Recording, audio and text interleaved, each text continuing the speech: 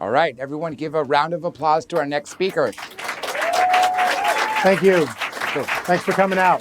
The one and only L A Marzulli. Like I said, he's been host of all 9 Watchers series, the 9th one being produced right now, author, researcher, and a radio host as well. Acceleration Radio. Yeah, and so much more. I definitely, the last book that I had a chance to read, the evidence, what's the... On the Trail of a Nephilim? Further evidence? Further evidence. That one. Further that evidence. One. Amazing, amazing book. And On the Trail of Nephilim is out, and I think you will all enjoy it.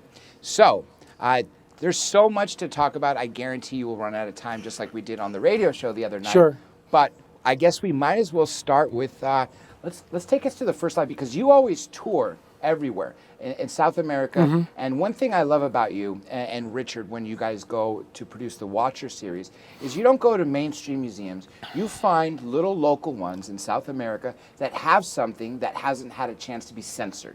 And that's why you were able to find mummies that, with giant skulls, skeletons with giant skulls. Sure. So much amazing stuff that if the mainstream media knew about, they would have censored it before you got to it. So that I have to applaud you for. Let's go to your first slide, and this one is also in Peru? No, this is Sacsayhuaman, ancient megalithic structures, Nephilim architecture. The Nephilim, for those of you who don't know, are the unholy union of, and I'm just going to use this, an extraterrestrial nefarious entity. Let's just call it that. In other words, you could call a fallen angel an extraterrestrial nefarious entity. When I say angel, everyone has this preconceived notion, so we have to sweep that away, and we'll just call it a nefarious extraterrestrial. And so what we're looking at here are ancient megalithic stones. Megalithic meaning huge. Some of these weigh over 120 tons. They are made of andesite stone. Now we know at least they come from the Neolithic. The Neolithic is about 3,500 years ago, let's just say. You could even push it back further, 4,000 years. And 4,000 years ago, they didn't have ironworks. They had copper chisels. Andesite, which is what you see here, in Sacsayhuaman. By the way, this is near Cusco, Peru. It's up in the Andes about 12,000 feet above sea level. And the first thing that comes to mind is, wait a minute, 120-ton stones, how did they move them? Well, andesite is 7 on the Mohs hardness, a diamond being 10. So here you are in the Neolithic, you've got a copper chisel. Are you kidding me? It's an impossibility. And yet archaeologists tell us, like, well, I guess the technology that they use is somehow lost from us. Isn't that convenient? Well, I can say pigs fly too, and they're not going to fly, are they? I mean, it's really a straw man argument. It crashes of its own weight. It doesn't work. Let me go back to something important with regards to Nephilim. There's a passage in the Bible that talks about the angels came from above and saw nefarious extraterrestrial entities. And said that the women of earth were beautiful, and they mated with them. Right. And hence, that's where the Nephilim come from, right? It's the unholy union of the nefarious extraterrestrial entity and the women of Earth creating this hybrid being. What does that sound like? This hybrid being known as the Nephilim. It also results in the flood of Noah. Now that can be, some of you may think that it's just mythos, and yet we've got a flood story even here in California with the Chumash Indians. They have a flood story. The flood stories are all over the globe. They may differ slightly depending on where you go, but it's there. Look, folks, what we can all agree on is this. There's an outside agency that's very interested in manipulating our DNA. And they have left traces, not only in Sacsayhuaman, I'm ready to jump out of my seat here, not only in Sacsayhuaman, but all over the globe, even on Catalina Island, and we'll get to that. Let me click through some of this and give you an idea. Look at the size of this megalith here. Look at the size of this. Here's Ron Moorhead, Bigfoot investigator, basically 5'10" man. And then you've got this. And look at the stonework. Look at the polygonal shaped stones. There's not one that's the same. Every one is all of these stones are completely different. And when you're there, it's like one thing looking at the pictures. When you're there, it's 12,000 feet above sea level, and there's a slight breeze blowing, and there's a storm front coming in, and the clouds are turbulent, and you hear thunder in the distance, and you're standing 50 feet away from this thing. It's just mind-blowing. Absolutely captivatingly mind-blowing. Look at the stones and ask yourself, am I Neolithic? Okay, let's say they had copper chisels or something, some kind of saw or whatever that could do this. Why do this? Why get up on a Monday morning? We're going to build a wall. We're going to make it as hard as we can to do. Sounds like a good plan. I mean, are you kidding me? It's the height of, it's crazy, unless you can do it without any problem. And whoever these builders were, they had the ability to do this stuff. It was easy for them. And in some ways it's playful. Look at it. Look at the curve here. I mean, how many people here work with wood? And you know when anytime you make a circle, it's really difficult. And yet all these stones, and you can see like in here, like the different angles of the stones, that angle is not just in the front of the stone. That angle is dressed clear through the entire rock. It's wacky. I mean, it really is. And this site has stood the test of time for thousands of years. When the Spanish arrived, they asked the Inca, who built it? Because they were just mesmerized. Who built this thing? You know what the Inca said? The giants built them. Direct quote. So I've come to call this fallen angelic architecture, Nephilim technology, fallen angel technology, Nephilim architecture. That's what my hypothesis is in all this. I have two observations I got to make with this. First of all, 120-ton rock. How could you even move that? I mean, how many men would it take dragging on, rolls of logs? That's what they always do, right? The whole rolling log thing. Yeah. 120 tons? How is that even possible? Look at these and how large they are and how perfectly they're placed. And how would you, without cranes, we got to take a 1/4 inch off the bottom left-hand corner. Okay, lift it up again, Charlie. Yeah. Okay, start chiseling. A couple hours, we'll try lowering again. I mean, it's just nuts. Yeah. And yet the stones fit absolutely perfectly together. They do. You can look at them. That's when you're there, you just go, huh? And you can't fit a human hair, a sliver of paper through these joints. And there's no mortar. This is what's called Ashler Construction. The joints are so perfect and the interiors are so polished, and because it's piezoelectric stone, it may conduct electricity, which gets into a whole other idea of what these things were. They're not sacrificial places. Well, they might have been that on some level. But we think they're part of a gigantic worldwide global network of a grid. That's what we think it is. The other observation I had, you actually just said it, human hairs. You cannot fit a human hair between these rocks. What can we do today? Even the best masons on this planet can probably not even build anything with rocks such as these where you can't have an area where you can't fit something in between. I've gone to architects, I've gone to engineers, I've shown them the pictures, they all look at me and laugh nervously, and rightfully so, because, well, how could you duplicate this in modernity? Can you take this and duplicate it in the modern day? And they kind of go, well, time and material, with enough money, anything's possible. Lasers, diamond saws, cranes, none of this is there. In fact, the archaeologists and anthropologists have not found any trace of the builders or what the builders used to construct this stuff. It's just not there. So whoever did it left and took all their goodies with them. You'll notice I affectionately call this Inca slop above this. By the way, this andesite stone, all in through Sacsayhuaman, is quarried from about 40 to 50 miles away and 2,000 feet lower. So now the puzzle, I mean, it's one thing if we're just moving the stone 10 feet, no problem. We're moving the stone 40 to 50 miles away. Uphill. And all they got is llamas? I mean, what are you going to do? Harness 5,000 llamas together? Can 5,000 even hold 120 tons? I don't think it can happen. No.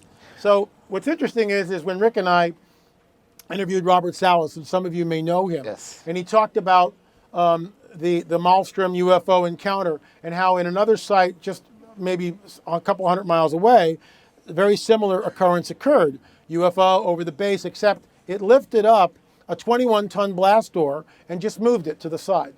Lifted up a 21-ton blast door and moved it to the side. What's interesting is in the biblical narrative, what we see are when these beings, the good ones, show up, they manipulate energy, time, space, and matter in ways that defy our physics. And they do it all through the biblical narrative. The problem is most people won't look at that because they've been grown up in the church, let's say, and they just go click.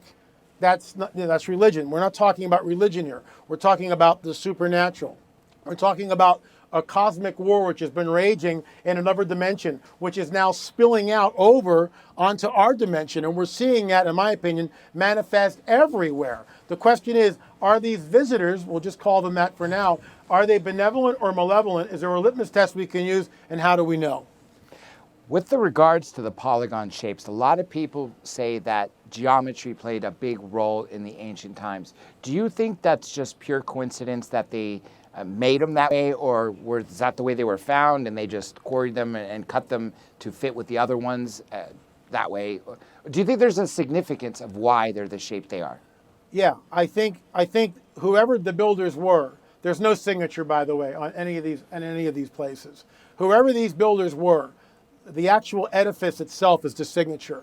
And when, it's so funny, you'll get tourists who will go like this. Where's the next place we go to? They don't get it. They don't get it.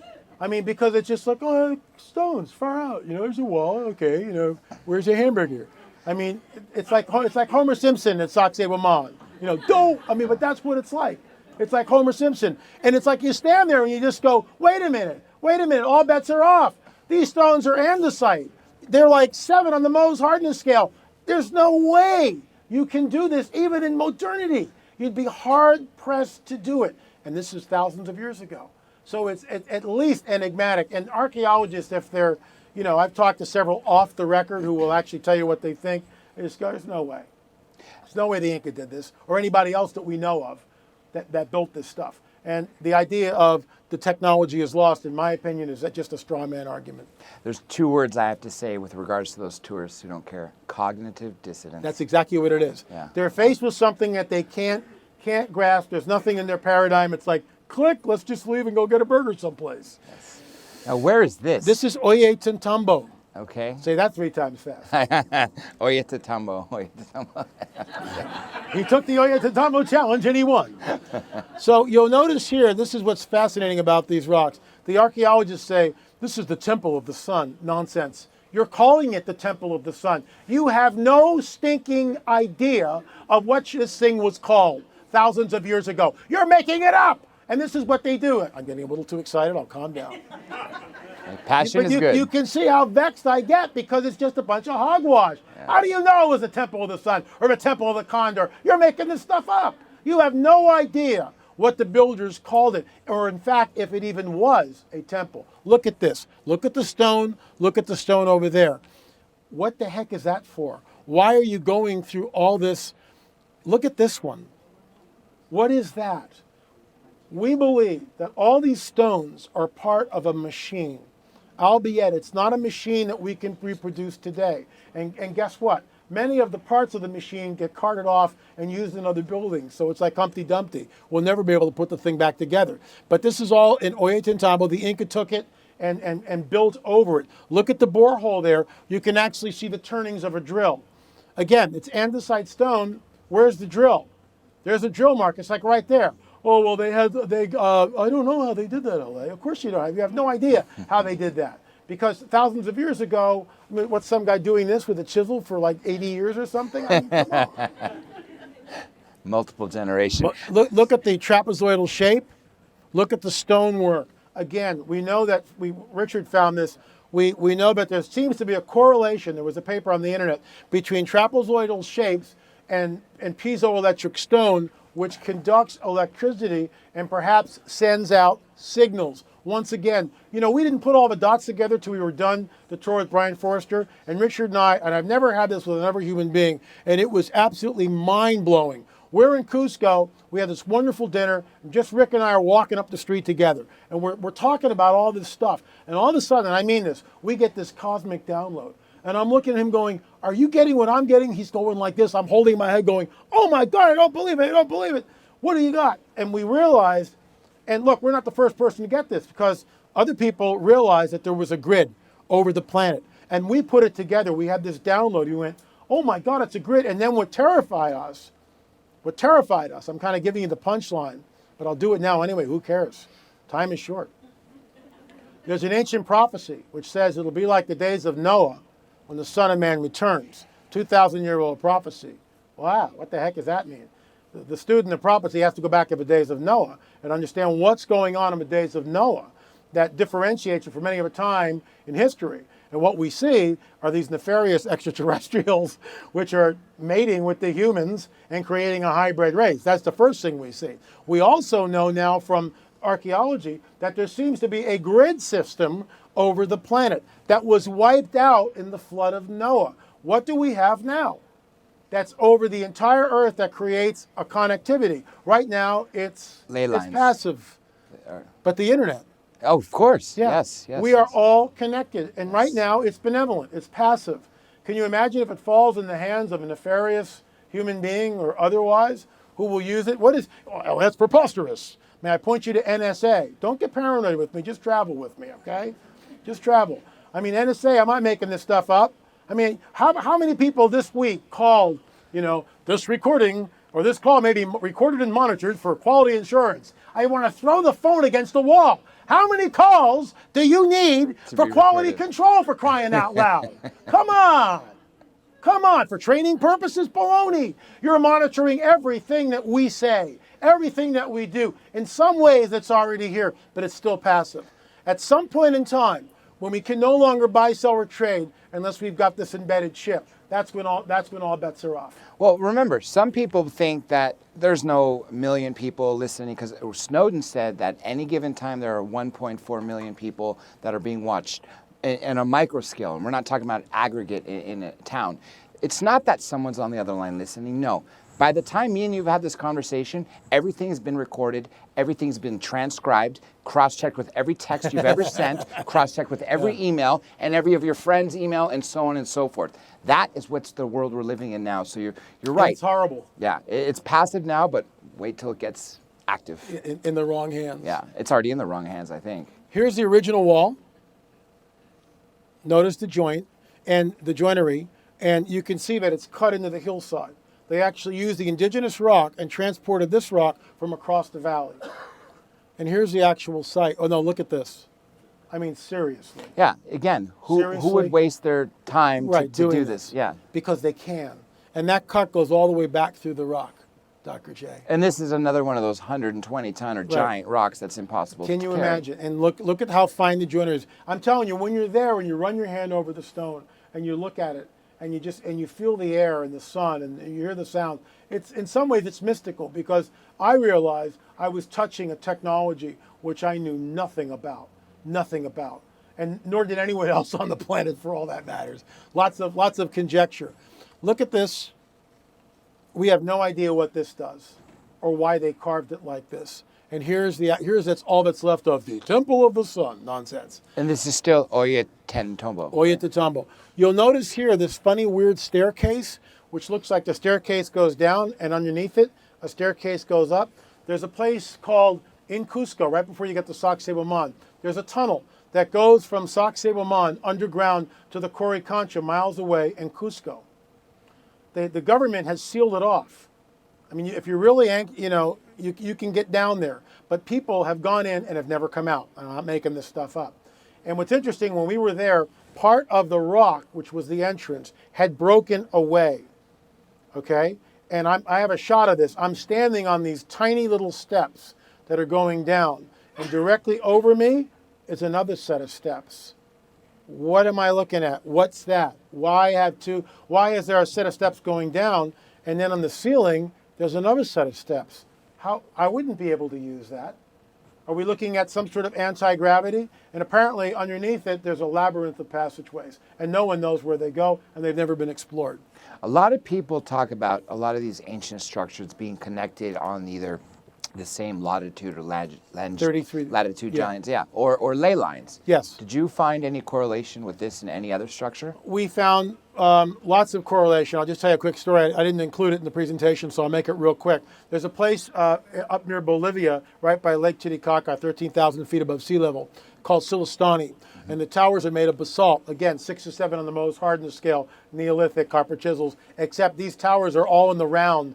If you want to do something in the round, that's one thing. But let's make it even more complex. Let's make it conical shaped like this. Narrower at the bottom, wider at the top, which means that every millimeter that you go up, you're changing the radius. It's like, hello. And then the stones are all carved inside of them. some sort of a resonance. They were blown out. I mean, it's just mind-boggling to look at that. When Chase Klotsky, who was with us, and UFO, wrote a bunch of books on this stuff, amazing field investigator. She's loaded down with all of her equipment. She's got Gauss meters and this meter and that meter and everything else, and she's all packed in with batteries. She walked into the circle of one of the Silastani towers. The batteries drained immediately. She went, whoa, what's going on? She went down, reloaded all of the batteries, came back, did the same thing. Strike two, you're out, Chase, it's over.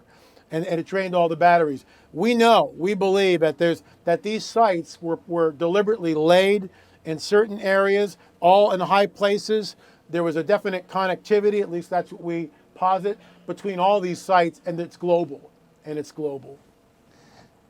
fascinating. And one of the things we're going to get, I'll wait till we get to it, but you actually showed how that is connected to this. This is still Peru? This is, when you're looking at, when I'm standing here, I'll back up a little bit. I'm standing here, and I'm looking this way. Okay. And in front of me, this is what I see. There's Brian Forrester. That's the Sacred Valley, which is absolutely breathtaking. Absolutely breathtaking. And then you see the remnants of whatever happened was cataclysmic. Whatever happened threw the stones down. And guess what? We see the same type of cataclysm everywhere in Peru and in Bolivia. Sites like Pumapunku, Tiwanaku, Cusco, it's all the same. Something cataclysmic. The flood of Noah. I mean, can you imagine if the earth really was, if it wasn't, like some of these shows, it's a localized flood only in the Mediterranean area. What if it wasn't? What if it was a global flood?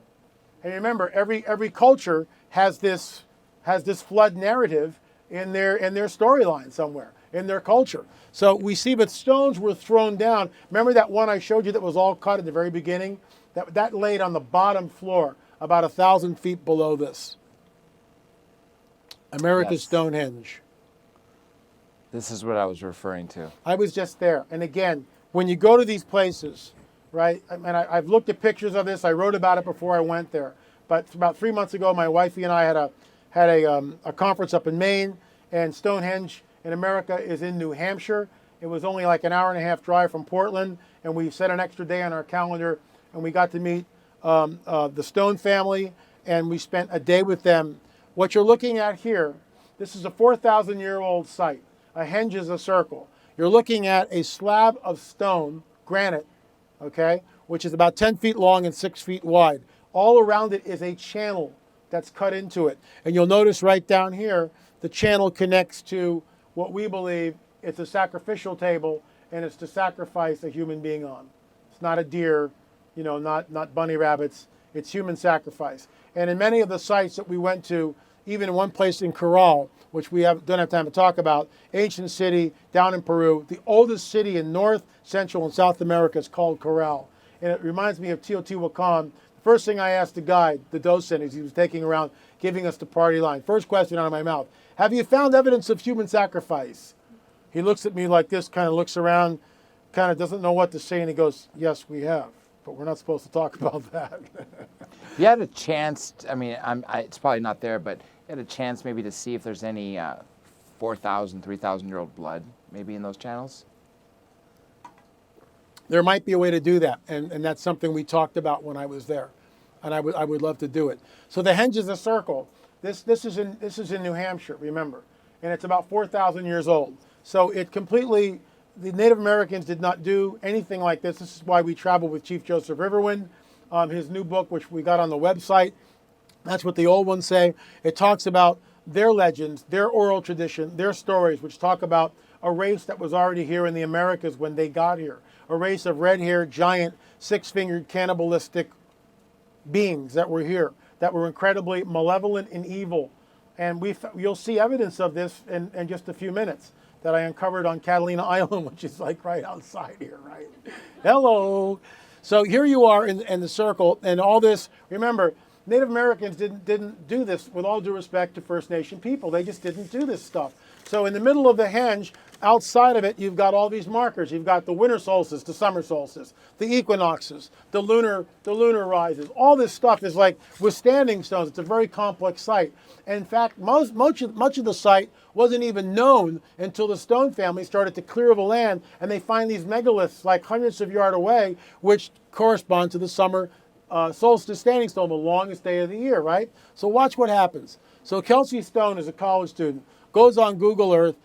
Here's America's Stonehenge. That's the center. He draws a line out to the standing stone, which is somewhere out in here on the property, okay? But he keeps extending the line. He just wants to see where the line goes. He's a 23-year-old kid with probably too much time on his hands. He's on Google Earth and he's having fun. And he draws the line out, and he draws the line out, and he draws the line out, and he intersects the center trilithon in Stonehenge, England. My friends, you cannot do this in antiquity. It is a physical impossibility to have string that's long enough from Stonehenge to site the summer standing stone. You can't do it. It has to be done from the air. It's got to be triangulated. But wait, it gets better. Kelsey Stone extends the line further, and he winds up in Beirut, Lebanon. And Beirut, Lebanon was the home of the Phoenicians. And the Phoenicians were descendants of the Canaanites. And the Canaanites are what? Drum roll, a Nephilim tribe. Hence, we call it fallen angel technology, Nephilim architecture. But it gets even better because we extended the line. Because we knew that Kelsey didn't understand really what he had discovered. Because he wasn't looking through a historical, biblical narrative, as it were. So we extended the line further. And, whoops, what happened? Okay. Let me see where we are. Here we go. And we found it very close to Mount Hermon.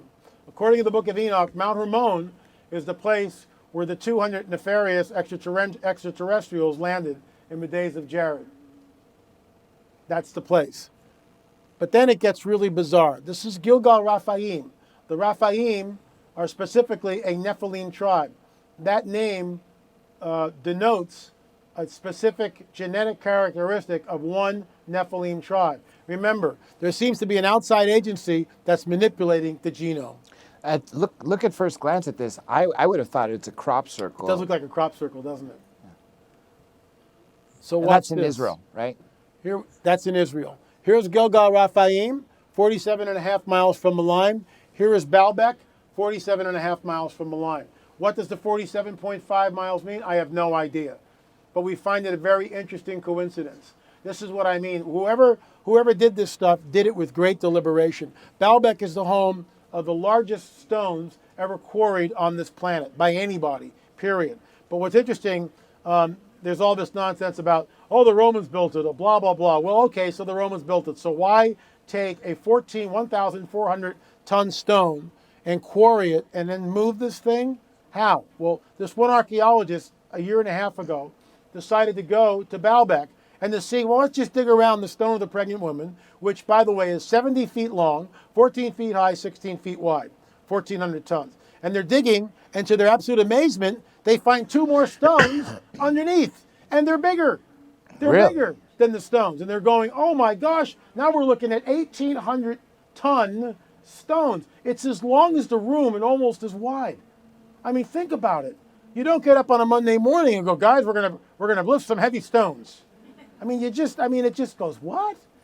And yet the archaeologists and the anthropologists, and here's the deal, they will never ever look at the supernatural. Why? Because in the Darwinian paradigm, which is held sacrosanct in both academia and the scientific community, that's the operating paradigm, there is no room for the supernatural. Nefarious extraterrestrial entities, which are able to manipulate matter, time, space, and energy in ways that we don't know, in my opinion, fit what the supernatural might be. You said 1,800 tons? 1,800.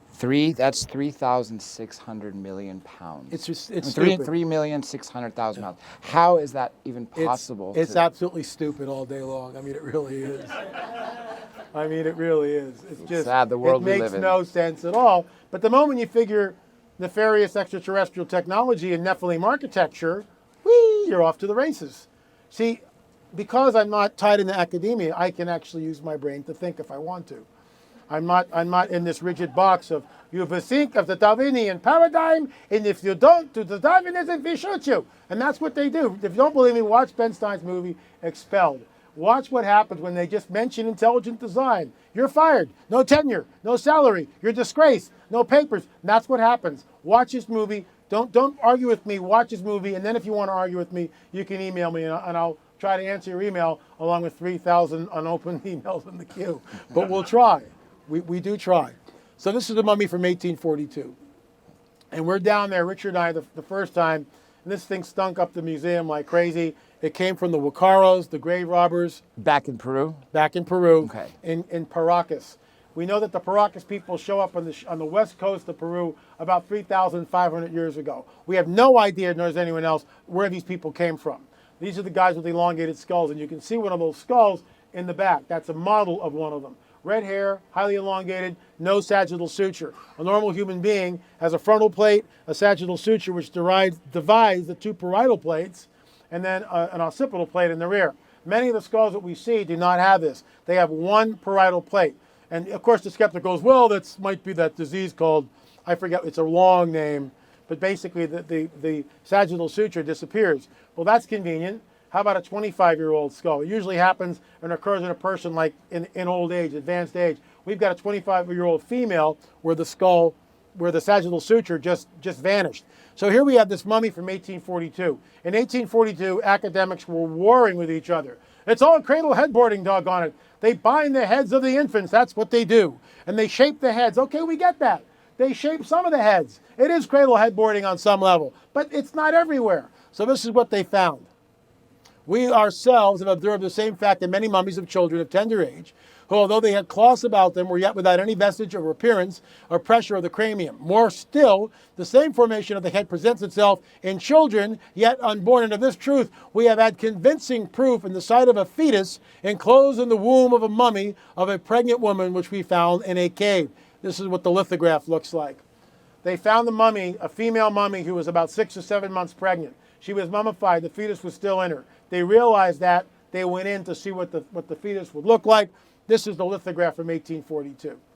So what do we do with that? And again, it points to an outside agency manipulating the human genome, which, gee, surprise, that's exactly what the biblical narrative states, that there's an outside agency manipulating the human genome for its own ends, for its own devices. It's trying to create a hybrid race.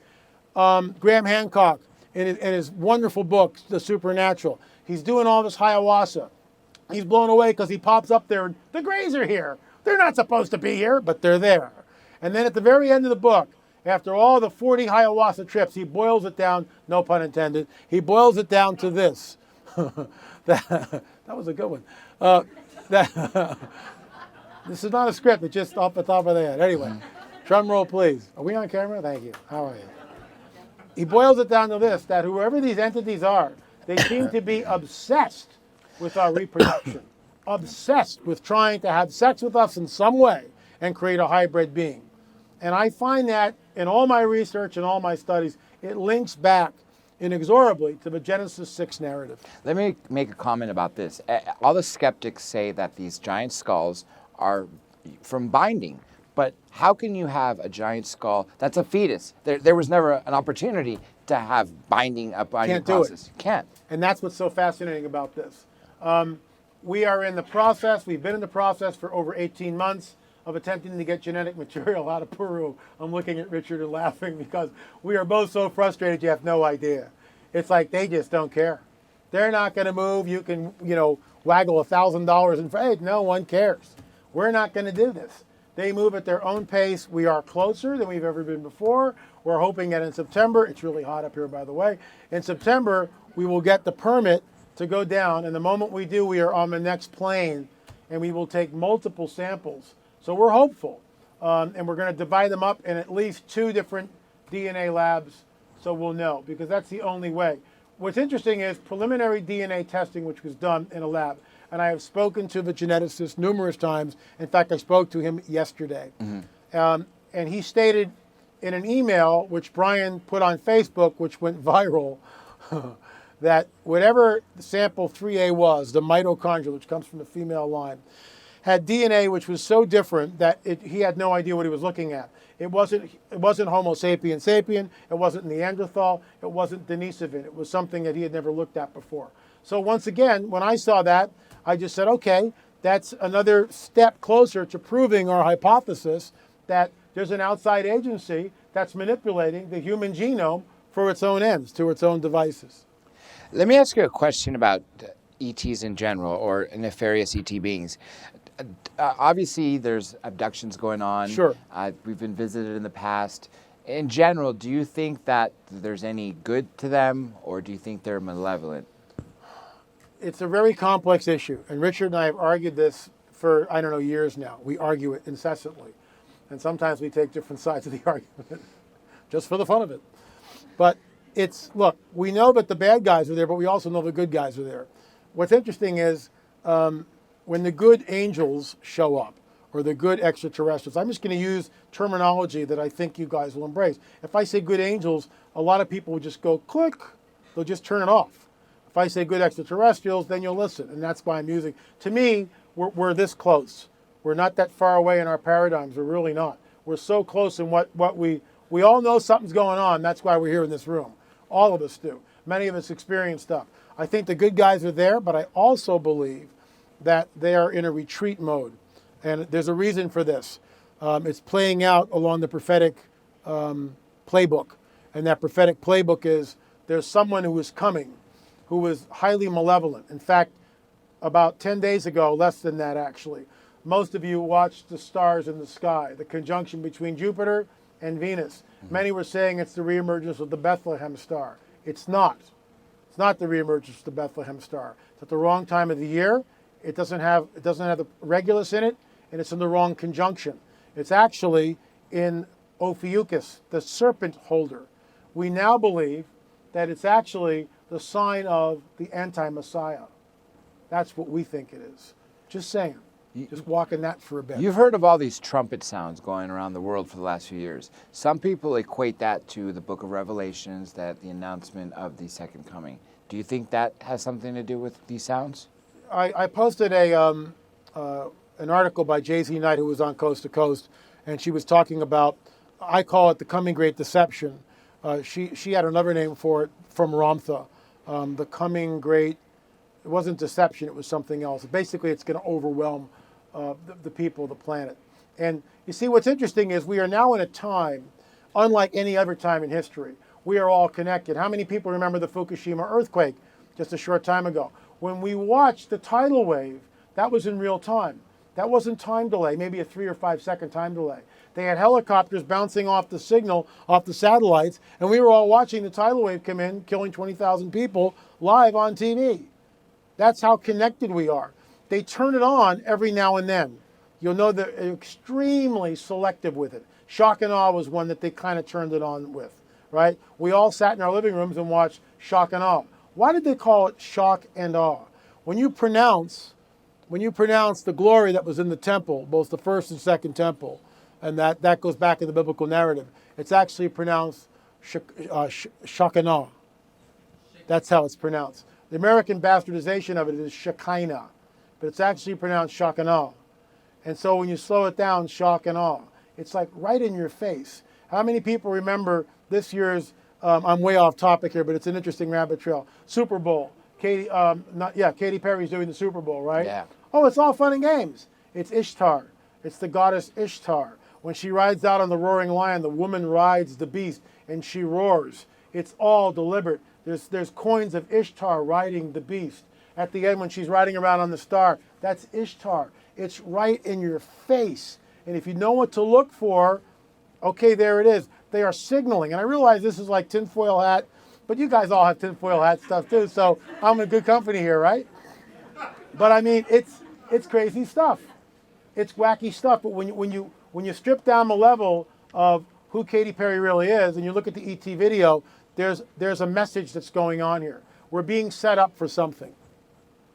Now, with regards to the Vatican, what do you think about the Vatican actually embracing the topic? We know that the Vatican has done this. They are positioning themselves to embrace some sort of an ET savior. Absolutely. The current Pope is coming over here. They're treating it like a royal visit. There are some who are positing that the Pope may spill the beans and say we've known about them. I mean, I could go on this for like an hour because it gets into Fatima and the apparitions and all this other stuff. It's bizarre. But we don't have time to get into that. And One question about the Vatican. Why do you think they named their most Lucifer? recent... Yes, yes. Of all names, why Lucifer? Even though it's an acronym, why? I don't want to comment on that on the record. Okay, we'll leave it at that. But I'll just, it's not a good thing. Okay. It's Catalina, is that what we're going to? That's Catalina. Now this is super fantastic. I hope everyone can see on the big screen. guys Rather see than that? me in LA say, see if you guys can notice what's peculiar on there. So this is the quick backstory on this. I heard about that Ralph Gooden, who had this very bizarre museum on Catalina. He was hired by the High Museum in 1919 to 1921 to conduct primitive archaeological digs in and around the Channel Islands, which go from Santa Barbara down to San Diego. The High Museum was later gobbled up by the Smithsonian Institute. Isn't that interesting? So I've seen the collection, or what's left of it. It's all Native American.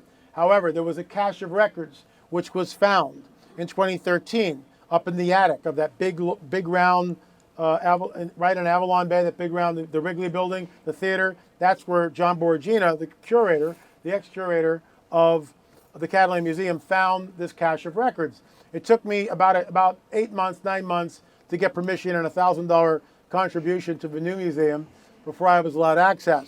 And I was more than happy to do that. So I walk in, and everything is in boxes. Everything. It's all been cataloged. It's all in manila folders, which are then in museum boxes, which then put in a safe. And all these pictures I'm going to show you, the public doesn't get to see them, or at least didn't. This was my discovery. This is my intellectual property. Some of you who saw the Vieira brothers in Search of a Lost Giants, they made it look like the Vieiras discovered the photograph. They didn't discover it. I sent it to Jim. I sent it as a photo to Jim, and we all kissed and made up and everything. It's all good. They had me on the show. I got to talk about how I discovered it. Ralph Gooden is 5'8" tall. In front of him is a very large guy. Let's see what happens. The first thing we do is we take Ralph out and we stand him up. And there he is. Next thing you do is we take the bones out. By the way, I had 3 different people with computer programs analyze the photograph. All right? There was no collusion between the 3 of them. They didn't know what the other 2 were doing. But they were all analyzing to try to get the height of the photograph. So here's the 5'8" Ralph Gooden. They stand the giant up. Look at the size of the skull. At this time, it becomes very evident that we have a real disparity. And 8'6" is rounded down. It's actually closer to 8'9". So to avoid sensationalism, I should have said, it's a 9-footer. Well, we call it a 9-footer, but it's actually 8'9". So let's dumb it down and round it off to 8.5 feet. It's huge. It's huge. And you can see by the bones that it just towers over Ralph Gooden. Catalina Island. Why don't you know about it? Why won't they tell you? Why won't they tell us? They know, and it's deliberately obfuscated. Oh, well, that sounds like a conspiratologist. Rap, watch this. So Rick and I go back about 3 months ago because we want to film me in the museum talking about this for Watchers 9 or for Watchers 10. We want to do a segment. So Rick and I walk in. This is just some of what it would look like. So can you see that? This is in the Catalina Museum. What's missing? And I go to the curator and I say, where's the rest of the picture? And she goes, this is all they gave me. Now, it's deliberate. That picture was tucked away. No one knew of its existence. I got it on the map. I had it analyzed. They didn't analyze it. The anthropologists and archaeologists who looked at the picture, they looked at it because it was cataloged under photographs, Catalina Ralph Gooden. They looked at it. Someone or a group of people analyzed it from their particular paradigm. But they put it in an envelope. No one did anything with that till I got a hold of it and I had it analyzed and discovered that we actually found 2 9-footers on the island. We also found cone heads and elongated skulls on the island. And those are just the pictures that I was able to find. John Borgina came on the record in On the Trail of a Nephilim, Volume 2, and stated that some of the pictures went missing. Really? Oh, they would never do that, LA. Come on. These are scientists. They're going to stand by what is true. They were in the quest for truth. Unless, of course, it doesn't jibe with their paradigm. And then they do this. And this is a smoking gun, folks. It's an absolute smoking gun. That's what it should look like. I mean, if you're not outraged by that, we should storm Catalina tomorrow. Who's with me? Just joking. But you know what I mean? Seriously. Right? Oh, this is the Jim Vieira clip. Can we play that? No, let's play it. This is on the In Search of a Lost Giants. Watch how they spin it. I talked about the Nephilim point to the supernatural. Watch how they spin it back to the Darwinian paradigm. Look at the skull size. Unbelievable. Yeah, it's huge. Absolutely huge. Wow. Yes. So we think it's a smoking gun. I think it's a smoking gun. What's the takeaway? Well, my takeaway is this. In my opinion, this skeleton does two things. First, it points back to the veracity of the Native American oral tradition that there were giants here. Second, it points back to the biblical narrative of the Nephilim being on the earth. And I find that absolutely fascinating. The Nephilim are, in fact, the progeny of supernatural entities. The biblical passage is about the Nephilim being a creation of the sons of God interbreeding with the daughters of men.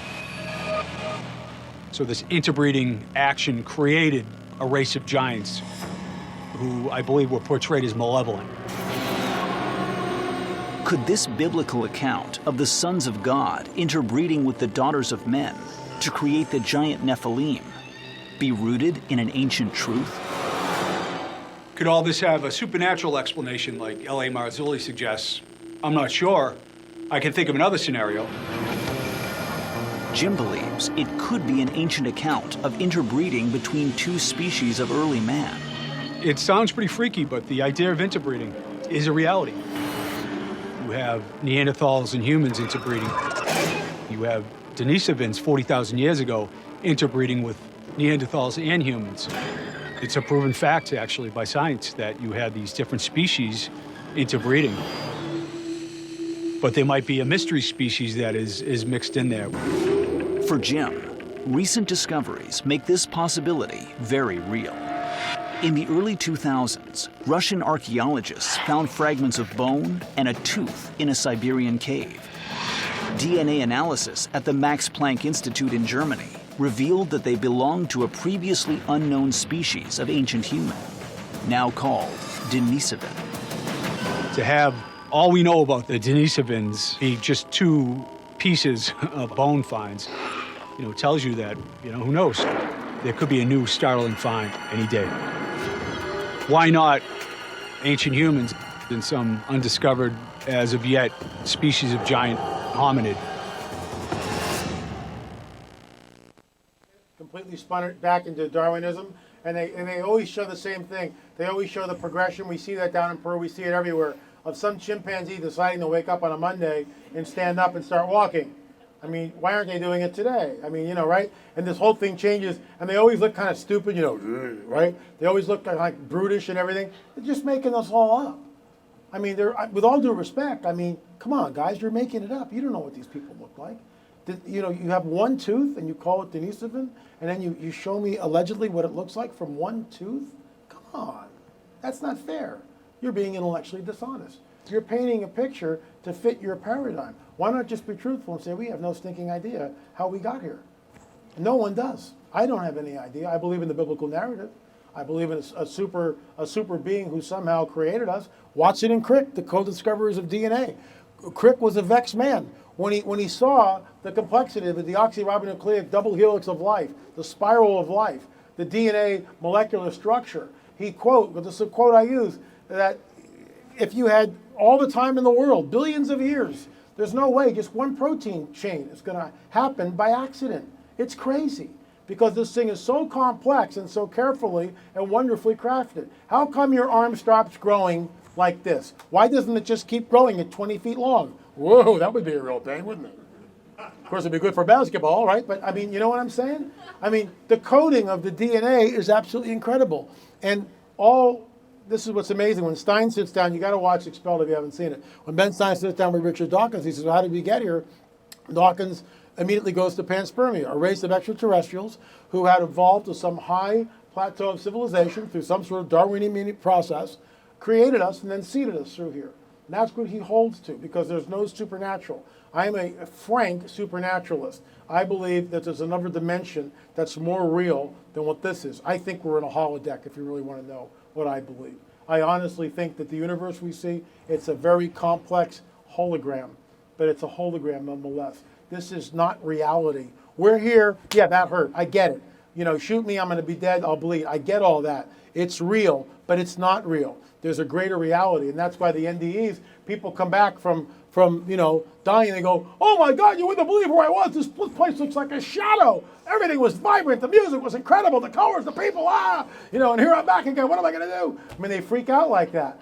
And who can blame them? Because they've touched the other side, and they know that there's something that's just absolutely astounding. What do you think it's going to take to wake everybody up, to get people out of this dream state in the holographic universe? Look, I have no idea. Probably the fact, well, I could go down all sorts of trails here. Unfortunately, most people won't wake up. The only thing that will that would cause the entire planet to shift, and this, by the way, goes along with the 2,000-year-old prophecy, which says that men faint from fear from what is coming upon the earth. There's also another one that there'll be a great falling away before the anti-Messiah is revealed. So from my position, I think that what we're looking at is if you had mile-wide ships appear and just sit there, everything changes instantly. Instantly. The problem is people will shoot them. That they can try. Good luck with that. That's true. Like That's Ricky true. Sorrell in Stevensville, Texas. Yeah. He thought about it. He looked up and maybe I shouldn't. Smart move, Ricky. But I think that's the paradigm shift. And when that happens, Stephen Bassett weighed in on Watcher 7. And he's right. It's ET, 24/7, 365. That's all everyone will be talking about. And if they come bearing gifts, free energy, and some sort of an implantable chip, which will extend the lifespan disease-free to 500 years, most of the people will run to get the implant. What do you think of the fact that 5,000 patents have been suppressed under the name of national security over the last several decades? I think, and we're rolling here, so I'm going to get in big trouble for this one, but who cares? I know that we're monitored already, but I think we basically live in a fascist state, in soft tyranny. When 5 people, and I know that some people might have a problem with this, but when 5 people can overturn what was the standard of Western civilization for a couple of thousand years, that's not right. And I don't mean to offend anybody, but that's just not right. Marriage is between a man and a woman. We can argue that till the cows come home. I really don't care. That's my personal belief. And it's not democracy. It's 5 people telling us what we're going to do. That's just one example. And we could go on. The bottom line is we are being force-fed Obamacare. We're being force-fed Obama trade. We are being force-fed all this stuff. And the fact that there wasn't rioting on the steps of the Bastille on Saturday morning is telling. The sheep are asleep. They don't care. Most people could give a flip about what's going on. And so they just keep doing what they're going to do. And I think Jade Helm, for all you conspiratologists, tinfoil hats, and I've got mine right on right now. It's invisible, but it's there, let me tell you. Well, talk about Jade Helm for a second. Jade Helm, I think it's a precursor. It's a drill. They know what's coming. They know what's coming, and they're prepping for it. And isn't it interesting? It's all along the southern border. If you have an EMP in this country, the country is so divided, right? I know I'm getting political here, but that's okay. Forgive me. The country is so divided. And I don't care whether you're Democrat, Republican, or nothing. We are divided. We haven't come together since 9/11, which, of course, most of us know was a false flag event. But that's another rabbit trail, which we don't have time to get into. They know something is coming. Is it an EMP, electromagnetic pulse weapon, which would completely wipe out everything in this room? Everything. Your watches, the lights, the cameras, everything. Nothing works, no electric. And but guess what? When you go to the parking lot and start your car, that doesn't work. So now what? Now what do we do? How far do you live from home? I'm like an hour and a half away. How do I get back there? Can't run to the bank. Can't run to the bank because nothing will work. See where it's going? Look at Greece. The people in Greece stood up and said, we're not going to sign this stupid deal, and everybody caved. Whoa, isn't that interesting? And notice every time every time there's a shooting, the first thing that they do, better round up those guns. Save the children. Save the children. The Second Amendment, don't take my word for it, do your own research. The Second Amendment was written to protect the citizens, that's you and me, from a tyrannical government. That's what it was for. And if you don't have a gun, go out and buy one and take a gun class and learn how to use it. And here's the sad part. If they want to take away the gun rights, you think the gangsters or the murderers out there buy guns legally? No. Of course not. You know, there's AK-47s on the street, yet you can't buy them anywhere in continental United States, but they're there. So obviously just taking away that right is just going to put real citizens, innocent citizens, in danger Absolutely. more than anybody Absolutely. else. Okay, here's an interesting question before we run out of time. A good portion of people that I've spoken to, I've spoken to well over 1,000 people that have been taken. And a good number of them say that when they're being taken, when they pray, that for some reason their takers stop. What do you know about this? I know a lot about it. This is, look, if I had 3 hours, I could really explain this in depth. I don't. It's a typical 30-second soundbite. The bottom line is there is a force, a power in the universe, which is incredibly benevolent. I dare use the word holy, but he is. I think it's a he. In fact, I know it's a he. But it's very complex. And the interesting thing is he will come into your life if you ask him. And he will change your life. And if you want to, you can connect with him just by asking him in. And he will come in and begin to change things, because it's happened to me. I had an experience 35 years ago which changed my life completely. Completely changed my entire paradigm. And I didn't know even what was happening to me at the time. I'm just going like, what? And I'm not talking religion here, folks. I'm not talking about monks with funny haircuts and priests and tapestries and costumes. It's all man-made trappings and paintings and, luminous obiscum and all this crazy. It's all wacky stuff. It's all invented by men. It has nothing to do with anything. It all came after the experience. And 12 men, actually 11, were completely changed, and the women were changed in an upper room 2,000 years ago. Their lives were completely turned upside down, and then they turned the world upside down. And then in the 3rd century, the Romans got it, made it the state religion, and the whole thing went downhill. But there's a remnant, and the remnant has been all throughout history. And when you pray, even if you don't know who you're praying to, you just ask, help me. Most of the time, he'll show up. If you say the word Yeshua, and you know what that is, and I know what that... Look, I'm in spiritual warfare all the time. I'll just give you one example. Can I have time for that? Yeah. One example. I'm in this true story, okay? True story. I'm in an undisclosed location. I can't tell you where it is. I'm with Chief Joseph Riverwood. No one knows where we're going except my wife. No one has a clue as to where we're going and what we're doing there. We're in an undisclosed location. We have a nice dinner. We go to the lake. There's a lake right by the place where we're eating. We sit on a bench like this, and except I'm reversed. I'm here. Chief Joseph is here. We're talking, swapping some stories and stuff. There's a kid playing in a boat, a teenager, 18, 19 years old, something like that. I don't pay any attention to him, but Joseph's going to see him as peripheral vision. All of a sudden, Joseph goes, LA, did you hear that? And I go, no, what? Because I'm too many years in a rock band. Anyway, so he goes, that kid just said in a deep growling voice, LA, we know who you are. I'm not making this up. So we stand up, we face him, we immediately go on the attack verbally, and we begin to pray out loud and rebuke the unclean spirit, because this guy's completely full-on possessed. The moment we mention the word Yeshua, he goes like this, covers his ears and runs away. So that's just, there was more to the story, but that's just enough to whet your appetite. How did they know? LA, we know, we, not singular, LA, we know who you are. True story. And we were able to defeat that entity, because greater is he that is in me than he that is in the world. Sadly, we are out of time. I have to save the questions that I have for you, but I want to give you one last chance. If you have any final words, anything you'd like to say to anybody. Don't take any wooden nickels. No. Go ahead. I just want to show these guys one thing. Yeah. Let me close with this. We never got to the Raman spectroscopy, but that's okay. These are all 2,000-year-old prophetic texts. Men faint from fear for what is coming on the earth. Unless those days were shortened, no flesh would survive. The fallen cherub comes with all signs and lying wonders. Even the elect would be deceived if that were possible, because they did not believe the truth. El Elyon, the Most High God, El Elyon, that's what the word is, sends them strong delusion. Yeshua states, it will be like the days of Noah when the Son of Man returns. It's all there in plain sight, written thousands of years ago. All you need to do is decipher it. Thanks for listening. L A Marzulli, everybody. Round of applause. It is really cool. Oh, yeah, you're plugged in. And he walked away with the